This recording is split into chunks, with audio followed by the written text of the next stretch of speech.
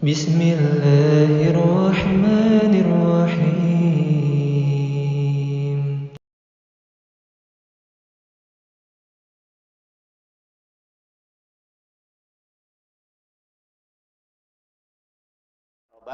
Alamin. Para jamaah Bapak Ibu yang dimuliakan oleh Allah Subhanahu wa taala. Tiga kondisi ketika manusia akan menghadapi kematian. Yaitu yang pertama adalah setan akan mengiringinya sampai meninggal dunia. Kemarin sudah kita jelaskan. Di saat ketika manusia akan menghadapi yang dinamakan sakaratul maut, ya.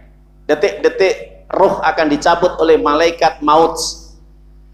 Maka saat itu setan hadir untuk menyertai kita semuanya, menyertai semua manusia. Maka setan itu berusaha untuk mengajak kita kafir kepada Allah, meninggalkan agama Allah, berpaling dari agama Allah, berpindah keyakinan, meyakini selain agama Allah itu benar, atau mungkin minimal ditanamkan dalam diri kita ini rasa ujub dengan amal ibadah yang kita kerjakan. Sebagaimana Imam Ahmad bin Hanbal itu tidak diajak untuk murtad, tidak, tapi dibisiki oleh syaitan itu bahwa amalmu itu luar biasa, sehingga di saat kematiannya nanti Imam Ahmad itu supaya nanti merasa bangga dengan amal-amal yang semasa hidupnya dikerjakan.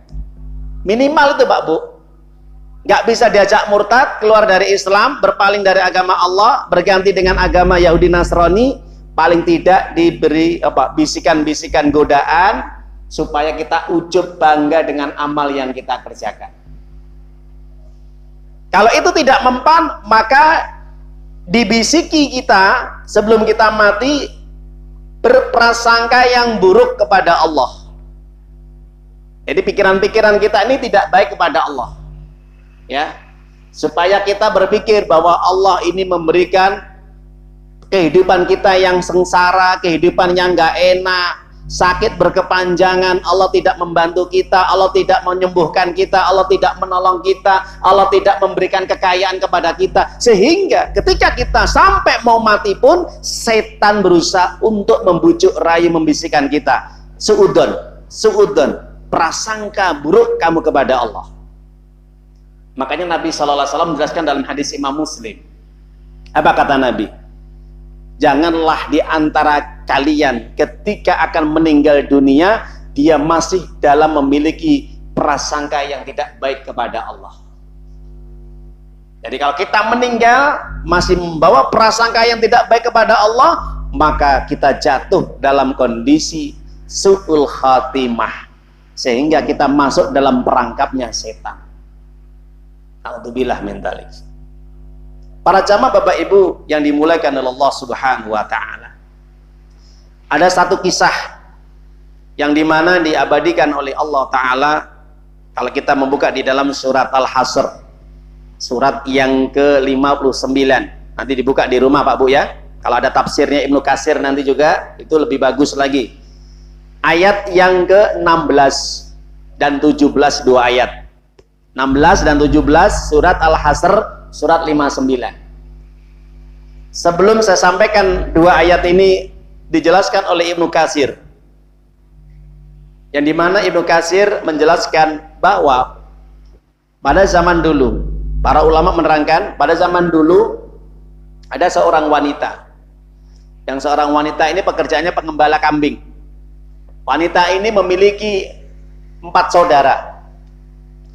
Maka ketika di malam harinya, dia karena kemalaman pulangnya, akhirnya dia mampir di satu rumah yang tidak dekat dari dia mengembala kambing. Ternyata rumah itu pemiliknya adalah seorang alim. Kalau dulu itu rahib itu adalah seorang alim, ya. Maka ketika dia mampir di situ, maka rahib tadi menawarkan, kalau sudah kemalaman ya, maka menawarkan untuk bermalam di situ. Awalnya menolak wanita ini, maka ya sudah, ini bermalam di situ. Ya, ketika bermalam apa yang terjadi? Maka hadir di situ setan. Para jamaah Bapak Ibu yang dimuliakan Allah Taala, maka dari situlah setan kemudian membujuk rayu, membisikkan kepada si rahib tadi untuk melakukan hal-hal yang tidak senonoh, ya, melakukan hal-hal yang keji, ya, mengajak untuk apa? Berzina, karena melihat kecantikan si wanita tersebut. Maka di saat itulah setan juga membujuk rayu kepada wanita. Makanya kalau kita mengambil penjelasan di dalam kisah ini, Nabi sallallahu alaihi wasallam sendiri mengatakan, wa iyyakum bidukhulin nisa, hati-hati kalian, jangan sekali-kali memasuki ruangan kamar wanita yang bukan mahramnya, ya. Jadi Bapak Ibu hati-hati, jangan memasuki kamar ruangan tempat yang digunakan oleh wanita tadi yang itu bukan mahramnya, entah itu iparnya, entah itu saudaranya, yang itu wanita boleh dinikahi, atau sepupunya. Jelas Pak, Bu? Nah, ini namanya nisa. Kenapa? Ketika ditanya, ya Rasulullah, kenapa kok tidak boleh?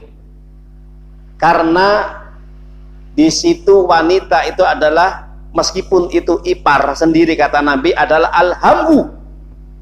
Apa alhamu? Ditanya oleh para sahabat, maut.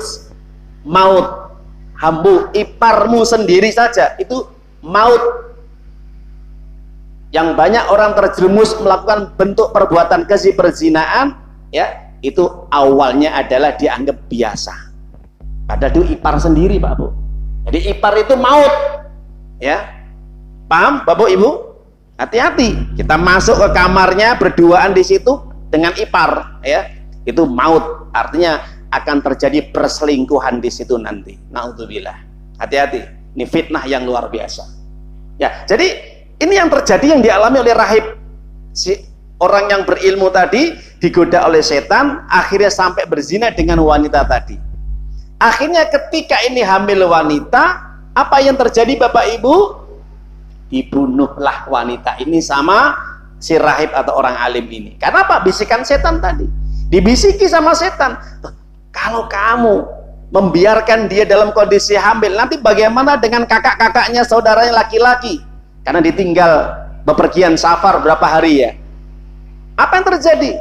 Supaya tidak ketahuan oleh kakak-kakaknya dari si wanita ini, sudah bantai saja, habisi saja, kubur di tempat yang jauh. Ya sudah, karena kena bisikan tadi, si wanita setelah dizinai akhirnya hamil, ya, akhirnya dibunuh sama si rahib tadi, akhirnya dikubur.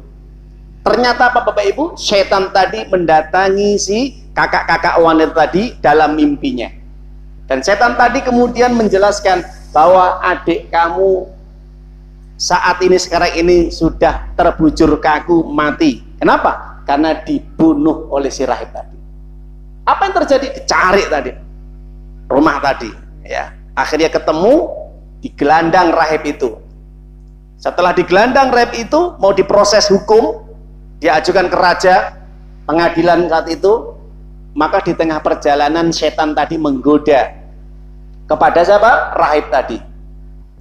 Saking ketakutannya si rahib tadi ingin dihukum, ya, di hadapan raja tadi, maka si setan tadi langsung membisikkan, kalau kamu pengen selamat tak bantu, yang penting kamu harus menuruti perkataan saya atau perintah saya. Ya sudah, apa itu? Kamu sujud di hadapan saya,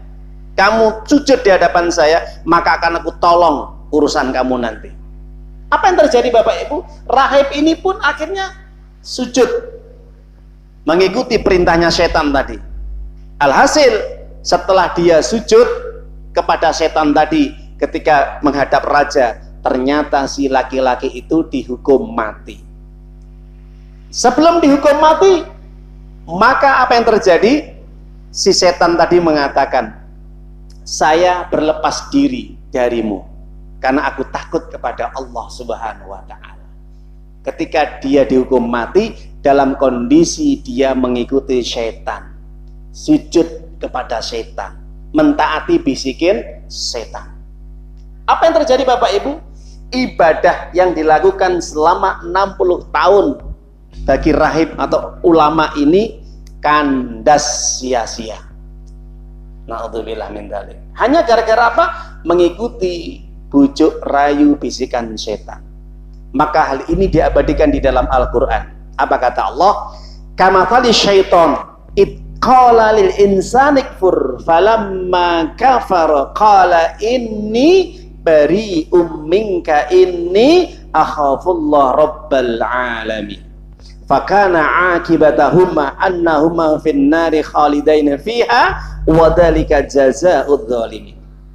Permisalan orang munafik yang mereka mengajak temannya orang-orang Yahudi atau membujuk rayu orang Yahudi untuk memerangi Nabi sallallahu alaihi wasallam, seperti juga syaitan yang membujuk rayu mengajak manusia agar manusia tadi kafir. Apa Bapak Ibu? Kafir, meninggalkan agama Allah, meninggalkan perintah Allah, atau berpaling dari agama Allah, atau berpindah agama. Maka tatkala manusia itu kafir mengikuti rayuan setan, maka setan mengatakan, aku berlepas diri darimu, aku sendiri tidak berkuasa untuk menolong dirimu, aku takut kepada Allah sang penguasa alam semesta. Coba setan aja, dia kalau sudah tahu seperti itu, dia takut kepada Allah. Kenapa? Ternyata si rahib ulama tadi mati di tiang gantungan dalam kondisi murtad, mengikuti bujuk rayu setan. Maka keduanya, setan dan ulama atau rahib ini, kedua-duanya ditetapkan oleh Allah akhir kesudahan finishingnya masuk neraka selama-lamanya. Itulah balasan bagi orang-orang yang zalim. Bapak Ibu, ingat apa yang dikatakan oleh Allah ini menjadi peringatan kepada kita bahwa kehidupan kita tidak selama-lamanya seperti ini. Ini tergantung diri kita. Apakah kita tetap istiqomah, apakah kita tetap bisa menjaga iman kita, amal ibadah kita sampai datang kematian kita. Itu pun setan tidak terima kalau kita mati dalam kondisi baik. Jelas Bapak Ibu? Setan nggak terima, nggak main-main ini ya. Jangan kita berpikiran, wah nanti saya selamat, saya bisa menghadapi setan ketika mau sakaratul maut. Ini sombong sekali. Jangankan kita, ulama-ulama dulu aja sangat takutnya sekali. Mungkin kita ketika masih sehat ya, kita bisa sholat tertib, kita bisa menjaga iman kita, kita bisa ngaji, kita bisa sedekah, kita bisa berbuat apa saja. Tapi ingat, perhatikan Bapak Ibu, belum tentu di antara kita semua manusia, terutama mereka yang Islam, Muslim, taat kepada Allah, di penghujung akhir kehidupannya dalam kondisi tetap seperti itu. Kalau Allah tidak memberikan rahmat pertolongan, maka akan mengikuti langkah-langkah setan. Makanya Bapak Ibu yang dimuliakan oleh Allah, itulah peristiwa yang akan kita hadapi di saat nanti kita menghadapi kematian. Maka setan akan terus berusaha untuk mengeluarkan kita dari agama Allah. Sebelum kita tutup, satu ayat Allah Ta'ala menjelaskan di dalam surat Az-Zukhruf, surat yang ke-43 ayat 36. Nanti dibuka di rumah. Apa kata Allah SWT? Wa may ya'shu an dzikrir rahman nuqayyid lahu syaitanan fahuwa lahu qarin. Siapapun hidupnya orang yang tidak pernah mengikuti perintah Allah, menjauh dari Allah, berpaling dari peringatan-peringatan Allah, apapun yang diperintahkan Allah tidak pernah direspon dengan baik, tidak pernah diikuti, diamalkan, jauh dari peringatan Allah, jauh dari bimbingan Allah, hidayah. Apa yang terjadi Bapak Ibu? Akan aku berikan dia teman yang menyertai dia, teman yang menyertai dia, korin Pak Bu, dari kalangan apa? Setan. Dan teman itu akan menyesatkan dia sampai dia meninggal dunia. Na'udzubillah min dzalik. Ya, ingat. Nanti di rumah dibaca ayat ini Bapak Ibu ya, dibuka artinya. Ini peringatan bagi kita. Orang yang hidupnya berpaling dari agama Allah, menjauh dari Allah, tidak mau mengerjakan perintah Allah, maka setan akan menjadi teman dekat dia dan menyertai dia sampai dia meninggal dunia. Makanya Bapak Ibu, tatkala kita meninggal dunia, kalau kita kumpul dengan orang-orang yang soleh hari ini, insya Allah saya yakin yang hadir pun orang-orang soleh. Makanya disitulah tujuannya hadir orang-orang soleh adalah untuk membantu kita nanti tatkala kita menghadapi sakaratul maut. Mereka akan terus mengingatkan kita, lakinu mautakum la ilaha illallah. Talkin dia dengan bacaan la ilaha illallah. Kenapa? Supaya setan tidak ada kesempatan kita untuk menjerumuskan kita. Jadi kalau kita semasa hidup berkumpul dengan orang-orang yang baik, orang-orang beriman, orang soleh, insya Allah, maka di situ akan menjadi benteng kita dari godaan setan. Sebaliknya, kalau kita hidup berkumpul, berkomunitas, berteman dengan orang-orang yang rusak agama dan akhlaknya, jauh dari agama Allah, disitulah setan akan hadir dan menjerumuskan kita, sehingga kita tidak mengingat Allah. Yang keluar dari lisan kita bukan la ilaha illallah, tapi keluar ucapan-ucapan maksiat. Ya, itu aja para jamaah BB yang dimuliakan Allah Ta'ala. Semoga ini bisa menambah ilmu kita. Kita adzan dulu sebentar. Ya ayyuhalladzina amanu ittaqullaha haqqa tuqatih wa la tamutunna